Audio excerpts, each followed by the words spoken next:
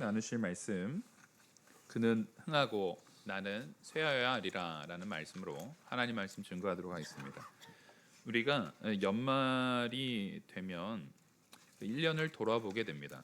1년을 돌아볼 때 이 고백에서 이제 세례 요한이 말한 고백이잖아요. 세례 요한의 고백처럼 과연 나는 이 1년을 살아가는 동안 하나님께서는 얼마나 영광 받으셨고 나는 그 앞에서 얼마나 낮아졌는가, 하나님의 말씀대로 나는 얼마나 사랑했고 나를 낮춰서 그 사랑의 온전한 행동인 섬김에 대한 가치를 얼마나 실천하였으며 그렇게 나 스스로를 마음으로나 삶으로나 행동으로나 얼마나 쇠하여지도록 약해지도록 나를 낮추도록 역사했으며 오히려 하나님의 말씀이 흥하도록 하나님께서 우리에게 명령하신 그 율법의 말씀, 곧 사랑하라, 섬겨라, 그리고 낮아지며 나보다 다른 이를 더 나은 존재로, 내가 틀렸을 수 있고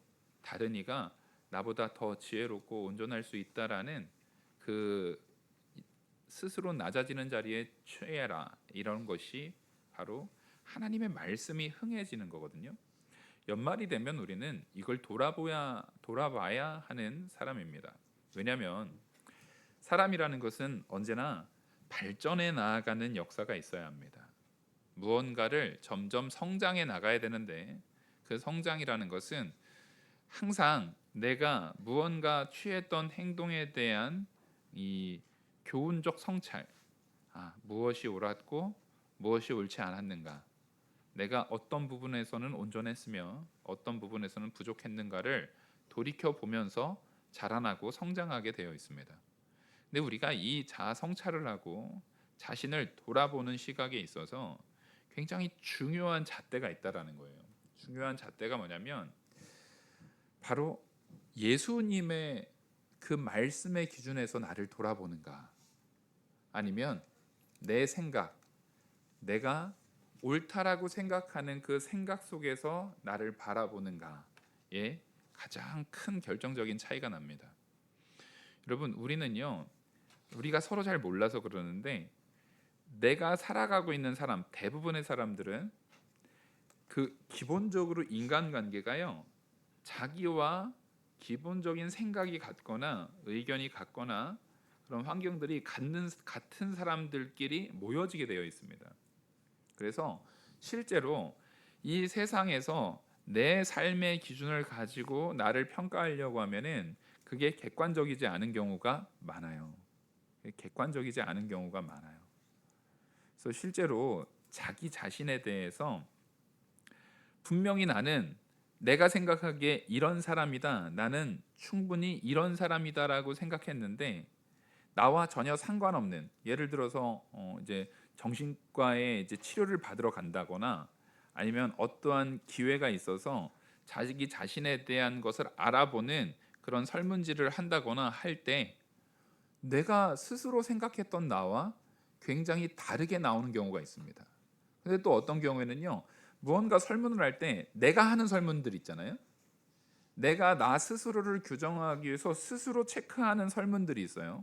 객관적인 시각으로 나를 바라보는 거 말고 내가 스스로 체크하는 설문지를 하면은요, 보통 다 자기가 어떻게 나옵니까?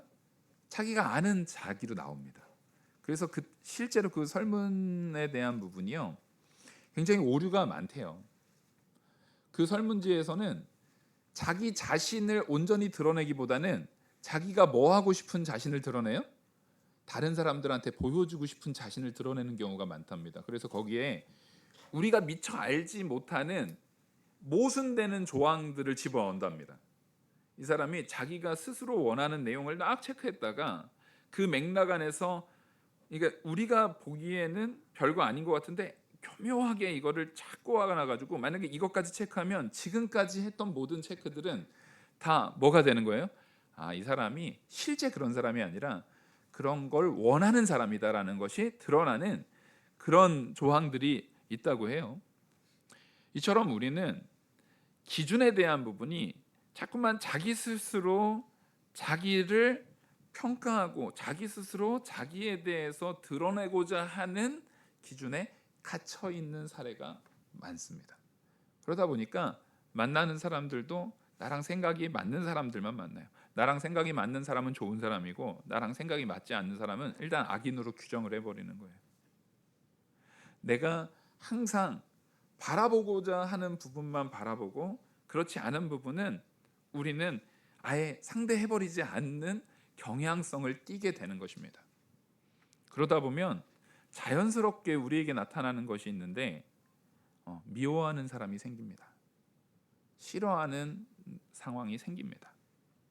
여러분, 우리가 잘 봐야 되는 게 뭐냐면 1년을 돌아볼 때 하나님께서 우리에게 물으시는 것은 그거예요. 너희들이 율법의 준행자가 되었느냐, 이것입니다. 우리는 하나님 말씀 앞에 충분히 율법의 준행자가 되었습니까? 그 율법을 우리에게 얘기하시는 것은 하나님께서 서로 사랑하라라고 하신 것이 율법의 강령입니다. 근데 나는 그것의 준행자가 되었는가를 물으시는 겁니다. 그걸 물을 때에 내가 그 율법의 준행자가 되었으면 나는 스스로 쇠해진 거예요. 나를 낮춘 것이 될 것이고 나보다 다른 사람을 더 존귀하게 여긴 존재가 된 것이고 정말 다른 사람을 더 사랑하기 위해서 나를 희생하는 존재가 된 것이고 대신에 그것을 준행하면 준행할수록 누가 영광 받습니까? 하나님이 영광 받습니다. 저 성도들은 삶의 형태가 다르구나. 저 성도들은 1년을 돌아보는 과정에서도 다르구나. 무언가를 바라보는 시각 자체가 자기중심적이지가 않고 하나님의 말씀대로 그 잣대가 자기가 좋은 것으로 잣대를 삼지 않고 하나님의 말씀대로 세워졌는가, 하나님의 뜻대로 세워졌는가를 바라보는 지혜를 가지고 있는 존재들이구나 라고 우리가 바라볼 수 있다라는 것입니다. 그러면 자연스럽게 예수님이 흥해집니다. 우리가 예수 믿는 자이기 때문에 예수님이 흥해집니다. 목회자가 이 동네에서 살아요. 근데 목회자로서 온전한 삶을 보이지 않고 가는 곳마다 다툼이 있고 막 짜증을 내고 사람들과 나와 맞지 않는 사람들에 대해서 함부로 대하는 모습이 있다면 그냥 저 한 사람의 죄인데도 불구하고 저 하나만 욕먹는 것이 아니라 어떻게 됩니까? 우리 영화교회 전체가 욕먹습니다. 그리스도가 부끄러움을 그리스도의 이름에 먹칠이 되어지는 것입니다. 여러분들은 지나가다가 나 영화교회 다녀. 그 교회? 그 이상한 목사님? 그 목사님 그거 엄청 무례하던데. 그런 교회 왜 다녀? 이런 소리 듣게 됩니다. 그런 소리를 듣게 돼요. 여러분, 그래서 우리는 이 세례 요한을 통해서 교훈을 얻어야 됩니다.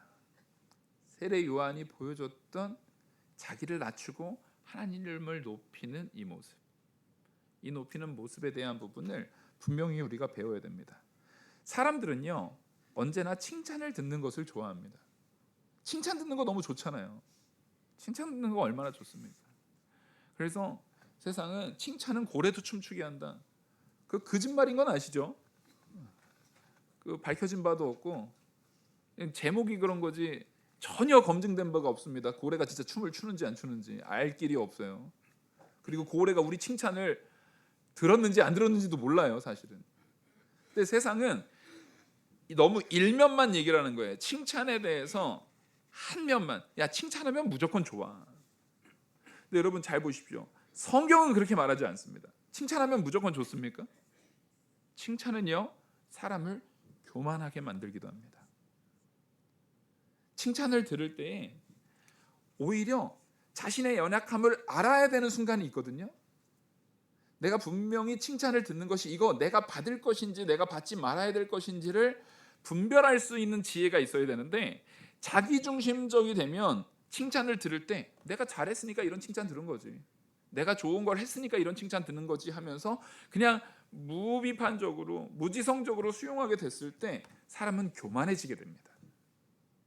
그래서 우리는 칭찬에 대한 부분도 칭찬을 하는 것도 칭찬을 듣는 것도 성경적으로 적용하면서 할 줄 알아야 됩니다.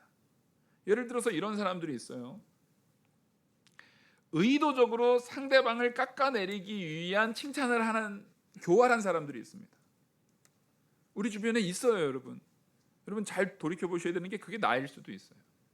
저 사람이 분명히 저게 약점인데도 불구하고 그냥 그 사람이 저걸 통해서 다른 사람 앞에서 자기가 진짜 잘하는 줄 알고 하다가 창피당하기를 바라는 목적으로 거짓으로 칭찬하는 사람들도 있습니다.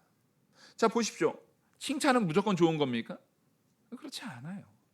그리고 어떤 경우에는 정말 잘했고 잘한 것에 대한 칭찬을 받았는데 그것을 받아들이는 그 마음의 상태가 아직은 성숙하지 못해서, 아직은 건강하지 못해서 자기가 한 걸 받았음에도 성도면 마땅히 그 영광을 누구한테 돌리는 게 옳습니까? 하나님께 돌리는 게 옳습니다. 이걸 우리가 알아요. 근데 그 칭찬을 자기가 다 먹어버리는 존재들이 있습니다. 뭐 안 믿는 사람은 거의 당연할 거예요. 근데 성도라고 한다면 그러지 말아야 되는 기준이 뭐에 의해서, 여러분들은 이 사실을 알죠? 성경이 그렇게 말하고 있기 때문에 그렇습니다. 성경은 교만하지 말라라고 말합니다. 그러면 내가 마땅히 칭찬받을 만한 일을 했어요. 사람들한테 존중받을 만한 일을 했어요. 그걸 통해서 오는 칭찬이라 할지라도 그것을 분명히 분별할 수 있어야 됩니다. 그 사람은 선한 말로 한 것이고 나는 그걸 받을 만한 존재가 돼요.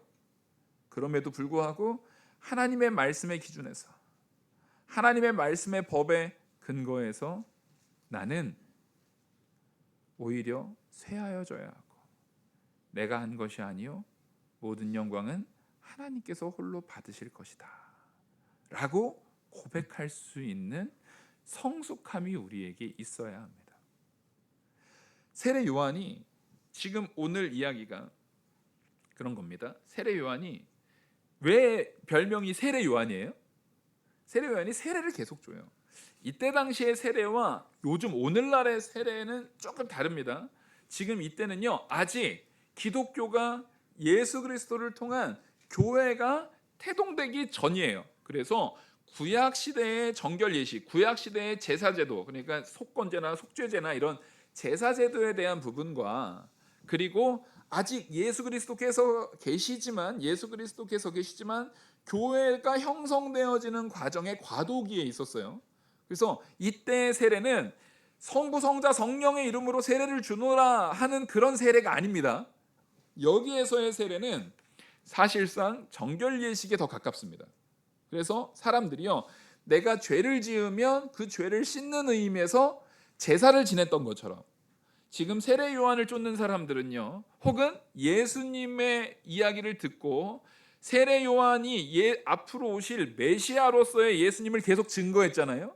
외치는 자의 소리로서 예수님을 계속 증거했기 때문에 너희가 회개하라, 천국이 가까웠느니라 라는 그 회개의 촉구를 듣고 내 죄에 대한 부분을, 내가 오늘 죄를 지었으면 죄를 회개하는 마음으로 정결 예식에 임하는 마음으로 이 세례를 받은 케이스가 많았습니다. 그래서 지금 세례 요한이 주는 세례는요, 오늘날의 세례는 단번 속죄입니다. 한 번 세례 받았으면 더 이상 세례 받을 필요가 있어요, 없어요? 없어요. 근데 이때 세례는 중복적 세례가 가능했었음을 많은 문헌에서도 확인할 수가 있어요.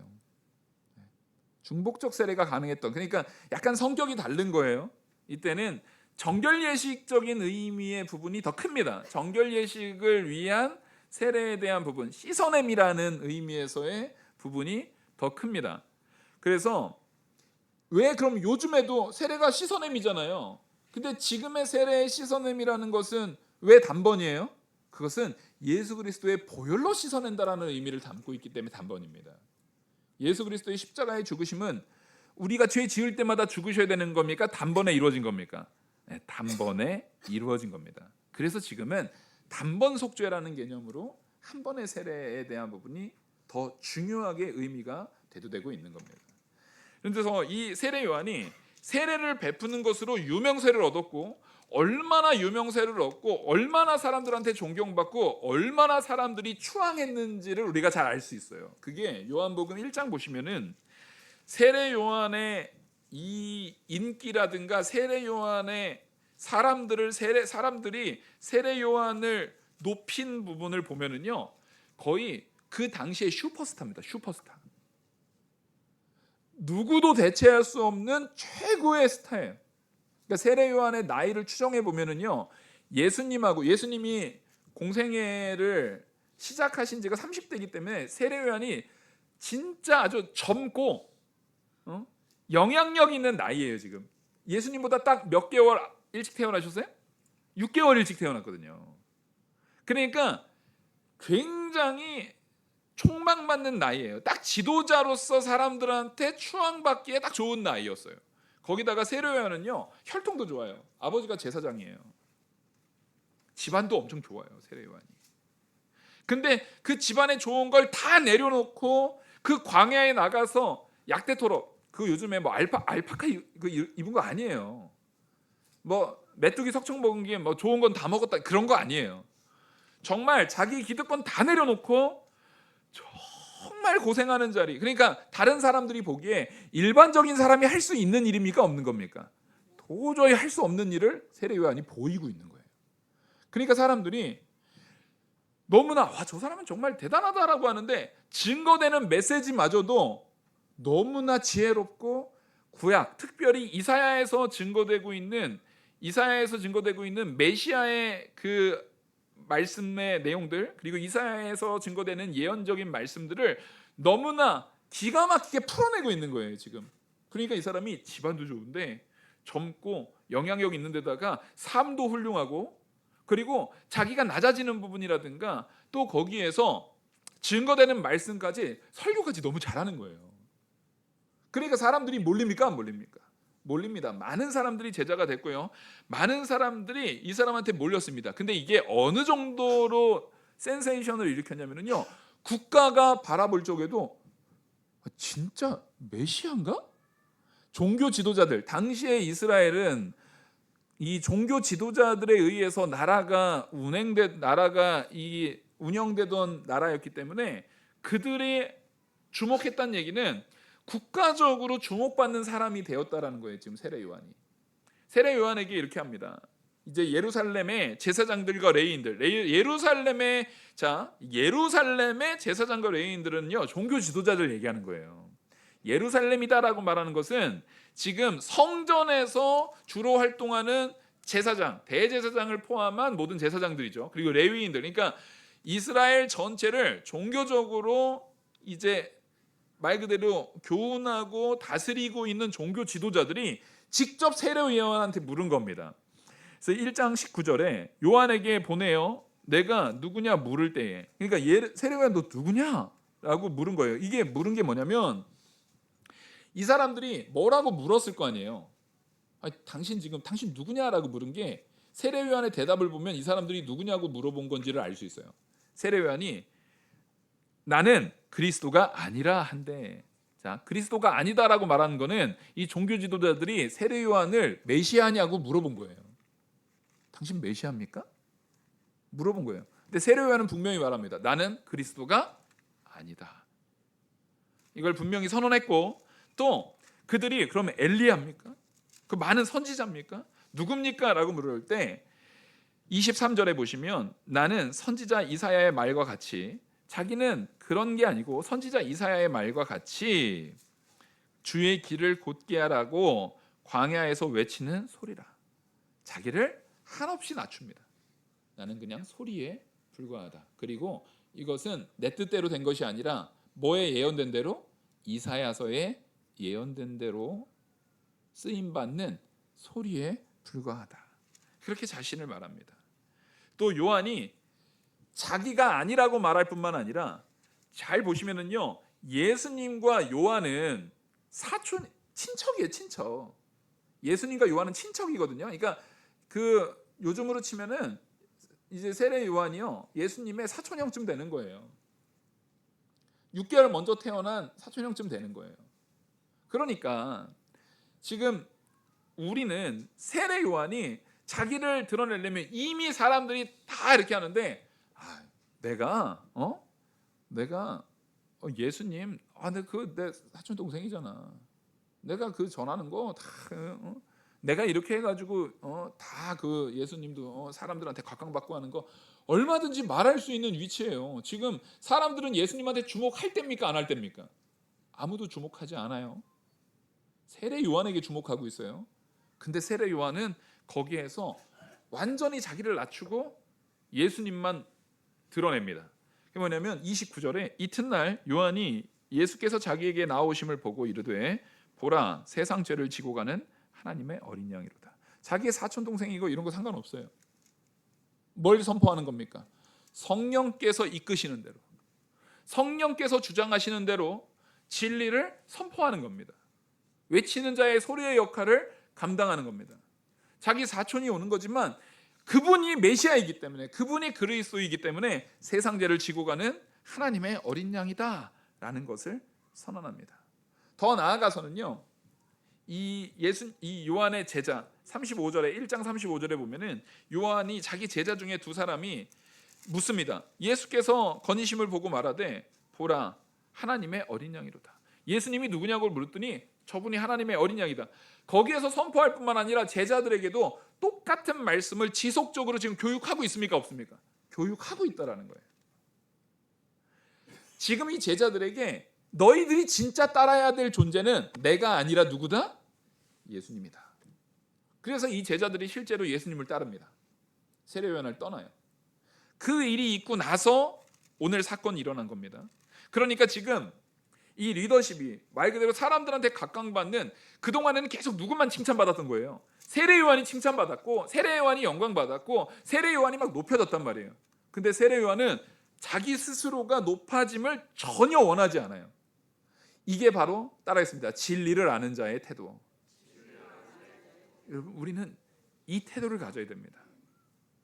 우리는 대한민국이라는 이 세상, 오늘날의 이 세상을 살아가지만 이 세상을 살아가는 과정 속에서도요, 반드시 무슨 태도를 가져야 됩니까? 진리를 아는 자로서의 선택과 진리를 아는 자로서의 태도를 가져야 합니다. 내가 가져야 되는 태도는 반드시 진리를 기준으로 선택하고 진리를 기준으로 분별할 수 있는 태도를 가져야 된다는 것입니다. 그래서 예수님에 대해서 이 세례 요한은요, 명확하게 태도를 분명히 하는 거예요. 제자들에게도 분명히 말하는 겁니다. 내가 아니라 그분이다. 나는 외친 자의 소리에 불과하고 진짜 그리스도, 우리의 죄를 짊어지실, 우리의 죄를 담당하실 진짜 메시아는 예수님이다 라고 말합니다. 그러니까 사람들은 언제나 이런 것을 악용하는 사람들이 있어요, 없어요? 있어요.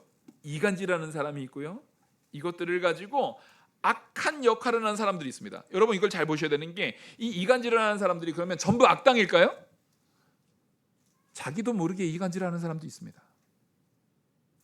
정말 세례 요한을 존경해서 한 말들이 이간질이 되는 경우도 있습니다.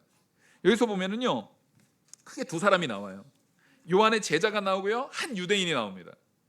그래서 25절에 보시면 지금 앞의 내용은 예수님의 제자들이 유대 땅에서 이제 세례를 베푸는 거예요. 그러니까 그 세례 베푸는 데에 사람들이 막 몰려가는 거예요. 막 몰려가니까 24절에 보시면 요한이 아직 옥에 갇히기 전이라, 지금 이 시기를 보는 거예요. 요한이 예수님에 대해서 증거한 다음에 아직 옥에 갇히기 전에 그 시점이었던 거예요. 그러니까 예수님에 대해서 증거하고 나서 시간이 어느 정도 흐르고 나서 모든 리더십, 모든 각광받는 서치라이트가 지금 누구에게로 다 옮겨간 시점이에요? 예수님께로 싹 옮겨간 시점이에요. 그러니까 이 세례 요한의 주가가 한껏 높았다가 지금 완전히 쑥 떨어지고 완전히 자기는 바닥으로 떨어지고 예수님이 쑥 올라가는 그 시점이에요. 그때에 25절에 이에 요한의 제자 중에 한 유대인과 더불어 정결 예식에 대하여 변론하였더니, 자 여기서 보면은 이 세례 요한의 제자 중에서 한 유대인과 더불어, 제자 중에 제자들이 한 유대인과 더불어 변론하는 거예요. 정결 예식에 대해서 변론한다는 얘기는 세례 주는 것에 대해서, 세례 요한의 세례와 예수님의 그 제자들이 같이 함께 지금 세례하고 있는 부분에 있어서 저쪽으로 사람이 더 많이 가는 걸 앞에서 지금 언급을 했잖아요. 그걸 제가 아까 말씀드렸듯이 이게 정결 예식이거든요. 지금 그거에 대해서 변론한 거예요. 변론한 내용이 나오지 않는데 이 변론한 내용을 유추할 수 있는 게 제자들이 세례 요한한테 하는 말을 가지고 유추할 수 있어요. 제자들이 세례 요한한테 뭐라고 얘기를 하냐면, 변론하고 와서 세례 요한의 제자들이 와가지고 지금 마음이 화가 나 있어요. 격양돼 있어요. 그게 26절에 그대로 드러납니다. 26절에 보시면 그들이 요한에게 가서 이르되 라삐여, 선생님과 함께 요단강 저편에 있던 이 곧 선생님이 증언하시던 그이가 세례를 베풀매 사람이 다 그에게로 가더이다. 지금 예수님에 대해서 이들이 지금 왜 화가 있다라는 것을 우리가 딱 알 수 있는 게 뭐냐면, 자기 선생님을 얘기할 때는 뭐라고 합니까? 라삐여라고 말합니다. 근데 그 랍비인 자기들이 랍비라고 말하는 세례 요한이 예수님을 뭐라고 말씀했어요? 메시아라고 말했습니다. 그죠? 그 제자들한테 그 자기들이 랍비라고 인정하는 세례 요한이 예수님이야말로 세상 죄를 지고 가는 어린 양이고, 예수님이야말로 메시아고, 예수님을 우리가 따라야 되고, 예수님만이 유일한 길이고, 나는 오히려 예수님을 증거하기 위해서, 예수님을 드러내기 위해서 존재하는 소리에 불과한 거라고 예수님을 높였어요. 그러면 적어도 이들이 예수님에 대해서 예수님이 증거했던 하다못해 가장 낮게 표현하더라도 그 랍비가 라고 얘기를 하는 게 맞아요. 근데 여기 지금 뭐라고 합니까? 이가 뭐예요? 선생님이 했던 선생님이 말했던 곧 선생님이 증언했던 그이가, 지금 그이가 이게 지금 존중하는 표현입니까? 낮춰 부르는 표현입니까? 아니, 걔가요. 선생님, 세례요한 선생님 지난번에 말했던 걔 있죠, 걔. 이게 지금 메시아라고 말씀하신 분을 부를 수 있는 호칭이 아닙니다. 여기는 지금 뭐가 지금 서려 있는 거예요? 시기와 질투와 분노가 서려 있는 거예요. 지금 이 제자들은요, 아니 칭찬, 우리 선생님이 받던 칭찬인데, 우리 선생님이 좀 높아지면 자기들도 높아질 마음이 있었던 거예요. 이거 누구 제자도 똑같은 마음이 있었어요. 예수님의 제자도, 야, 예수님이 이제 예루살렘에 입성하면, 야, 나도 이제 높아지고 내가 관직 좀 얻고, 이런 마음이 이 세례요한의 제자들도 똑같이 있는 거예요. 칭찬받을 때 그 칭찬에 편승하려는 사람들이 있는 거예요. 근데 여기에서 세례요한은 넘어가지 않습니다. 그게 위대한 거예요. 그리고 우리가 잠언을 보시면은요, 우리가 칭찬할 때, 나를 칭찬하는 그때에 우리가 엄청 조심해야 되거든요. 나를 칭찬하는 그때에 우리가 굉장히 조심해야 되는데, 잠언 27장 보시면 이 연단, 잠언 17장에 되게 중요한 게 은과 금을 연단한다에 대한 부분을 잠언에서 말하잖아요. 17장에서 은금을 연단하는 것, 연단이라는 것을 얘기하면서, 연단이 우리가 점점 성결해지고 정결해지는 과정이라는 것을 잠언 17장에서 말했어요. 근데 그 말을 그 말에 이제 포함시켜 가지고 그 연단이라는 부분의 가치를 27장에서 한 번 더 추가해서 뭐를 추가하냐면 27장 21절입니다. 27장 21절 보시면 도가니로 은을, 자, 도가니는 은을 연단할 때는 뭐에다 해요? 도가니에다 해요. 은을 연단할 때는 도가니에다 해요. 이게 녹는 점이 달라서 그래요. 그리고 금을 연단할 때는 뭘로 합니까? 풀무로 합니다. 풀무로 금을. 근데 사람을 단련하는 게 있대요. 사람은 뭘로요? 칭찬으로 단련한다는 거예요. 그러니까 칭찬이라는 가치가 말 그대로 불로 연단하는 것은 마냥 좋은 거예요? 고통스러운 과정이에요? 불로 연단하는 것은 분명히 내가 이겨내야 될 과정입니까? 누리기만 하는 과정입니까? 이겨내야 될 과정이에요. 그 이겨내야 될 과정인 도가니와 풀무에다가 뭐를 갖다 붙여요? 칭찬을 붙이는 거예요. 성경이 바라보는 칭찬의 개념은 마냥 좋은 거 하면 무조건 좋은 거, 아까 말했듯이 고래도 춤추게 하는 마냥 하기만 하면 무조건 다 긍정적인 게 아니라는 거예요. 칭찬이 왔을 때 그거를 받아들이는 사람이, 주변 사람들이 나를 다 칭찬해요. 주변 사람들이 나를, 이게 보통 어느 경우에 일어납니까? 무소불위의 권력을 가진 제왕들의 주변에는 항상 그 십상시 같은 사람들이 생기잖아요. 간신배들이 생기잖아요. 그래서 이거 최고입니다, 최고입니다, 최고입니다 하면은 그 나라는 이제 망하는 거예요. 그런 일들이 역사적으로 항상 일어나잖아요, 항상. 근데 그런 것들이 올 때 누구와 같이 행동해야 된다는 거예요? 세례 요한 같이 행동해야 된다는 거예요. 내가 받을 칭찬은 받되 받은 건 역시도 하나님께 영광 돌리고, 혹 내가 한 것보다 더 나를 칭찬하는 과한 칭찬들이 있어요. 내가 하지도 않은 건데도 불구하고 내가 받을 만한 내용이 아닌 건데도 하는 칭찬들이 있어요. 그걸 받기 시작하면 그 사람은 걷잡을 수 없는 교만으로 빠지게 됩니다. 지금 우리가 올 한 해를 돌아볼 때에 나 스스로를 돌이켜 봐야 되는 거예요. 나에게 많은 비판도 있었을 것이고 나에게 많은 칭찬들도 있었을 거예요. 근데 나는 그 비판을 받을 때에도 하나님의 말씀의 기준을 가지고 내가 받아야 될 바를 받아야겠구나라고 걸르면서 받았는지, 혹은 칭찬을 받을 때에도 내가 이게 충분히 받을 만한 것인가, 혹은 나와 상관없는 것인데 내가 그걸 받음으로 내가 교만해지진 않았나, 그래서 나를 높이고 오히려 그리스도를 마땅히 높였어야 될 그 일에서는 내가 너무나 해이하고 너무나 부족하게 행하지 않았나를 돌이켜봐야 된다는 것입니다. 세례 요한은 바로 그 모습 속에서 그 칭찬이라는 연단이 다른 사람들이 자기를 높이고 떨어지는 그 과정, 지금 이 제자들은요 좋은 마음으로 선생을 존경해가지고 선생님이 받아야 되는 영광이잖아요. 랍비가 우리 세례 요한 랍비께서 받아야 되는 영광인데 그이가 저거 다 뺏어가네요. 저희가 저거 다 뺏어가네요. 이렇게 말하고 있는 겁니다. 물론 이것을 악하게 악용하는 아까 말했던 한 유대인이 나옵니다.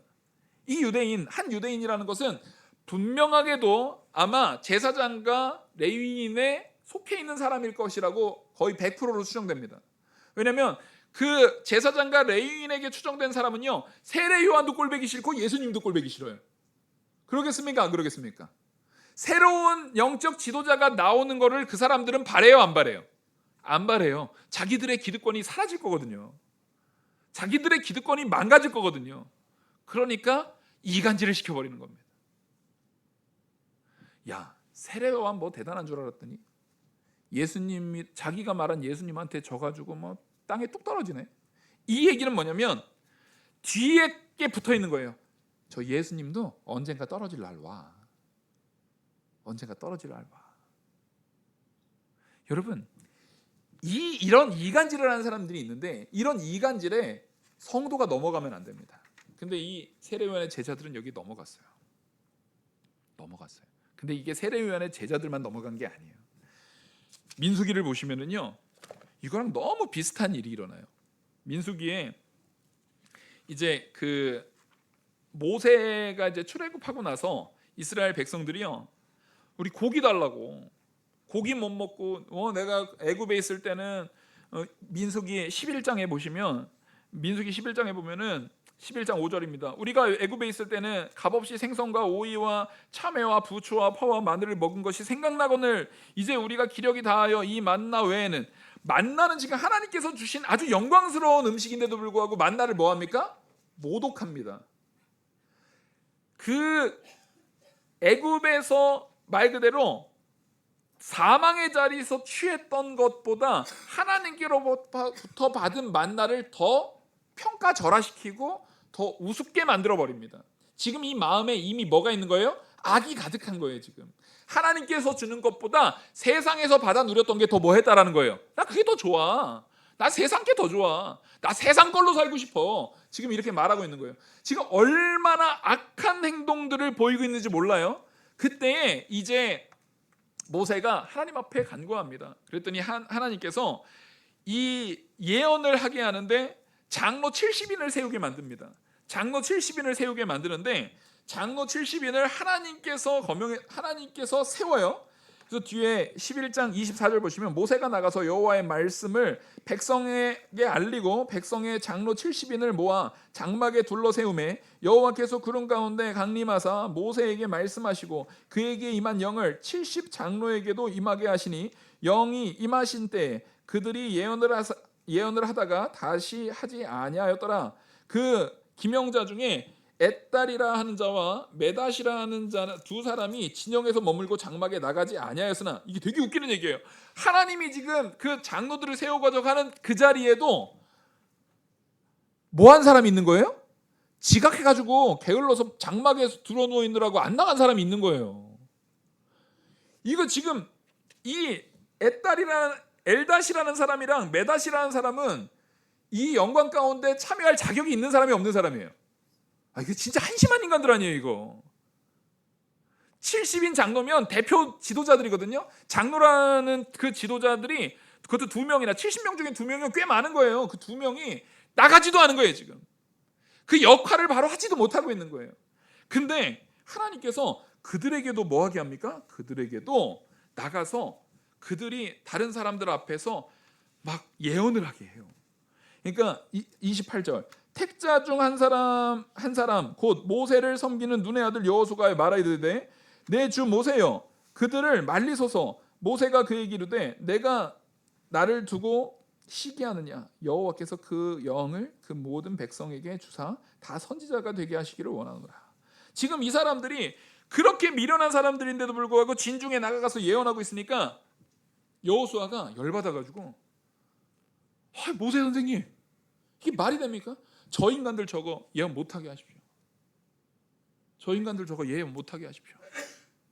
어떻게 감히 저런 사람들이 예언을 합니까? 라고 했을 때 모세는요 보니까요 세례 요한보다 더 뛰어난 것 같아요. 나는 저 사람들뿐만 아니라 지금 방금까지 이스라엘 백성 전체가 모세 죽이려고 했거든요. 모세한테 대항했거든요. 전체가 하나님을 모독했거든요. 하나님이 준 만나보다 저 우상을 통해서 얻어지는 것이 훨씬 귀하다라고 모독했어요. 근데도 이 모든 사람이 다 예언하는 자가 되기를 원한다는 거예요. 영광은 누가 주시는 겁니까? 하나님이 주시는 겁니다. 하나님이 주는 것을 내가 잠깐 인기 끌었다고, 내가 잠깐 주목받았다고 내가 그거를 도둑질할 수 없습니다. 그래서 이 세례 요한은 그들에게 다시 말합니다. 27절에 요한이 대답하여 이르되 만일 하늘에서 주신 바 아니면 사람이 아무것도 받을 수 없느니라. 세례 요한은 자신의 한계를 스스로 분명히 알고 자기 스스로를 절대 과대평가하지 않아요. 나는 여기까지다. 하나님이 하실 일은 하나님께서 하시는 것이다. 그러면서 자기 이 결혼에 있어서 자기는 신랑이 아니라 신랑의 친구에 불과하다라는 거예요. 자기는 신랑이 아니고 친구에 불과하고 오히려 거기에서 진짜 주목받고 진짜 높아져야 되실 분은 오직 누구다라는 거예요? 예수님이다라는 거예요. 그래서 우리 30절 같이 한번 읽겠습니다. 시작. 그는 흥하여야 하겠고 나는 쇠하여야 하리라 하니라. 아멘. 여러분, 우리 성도들은요 많은 생각들을 가지고 있어요. 우리는 많은 내가 잘한 것도 있고 내가 이것이 옳은 거다라고, 이것이 내가 내 업적이다라고 생각하는 많은 가치들이 있어요. 근데 그 교만에, 또 그걸 가지고 내가 주변 사람들한테 칭찬받을 수도 있어요. 근데 그 교만에 빠지지 마십시오. 1년을 돌아볼 때 내가 과연 그 칭찬을 받을 만한지 안 받을 만한지에 대한 부분은 말씀을 기준으로 판단하시기 바랍니다. 자기 잣대를 가지고 그 칭찬을 다 받아서 교만한 자가 되는 것보다 말씀의 잣대로 오직 예수님에게 흥황하는 역사가 일어나고 나는 낮아지고 나는 겸손해지는 이 세례 요한과 또 모세와 같은 참된 고백이 있는 저와 우리 모든 성도님들 되기를 간절히 축원합니다. 기도하시겠습니다.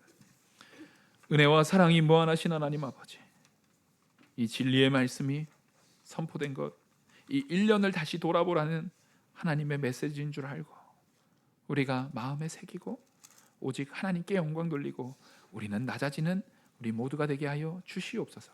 이 모든 말씀 살아계시는 우리 주 예수 그리스도의 이름으로 기도 올리옵나이다. 아멘. 찬송가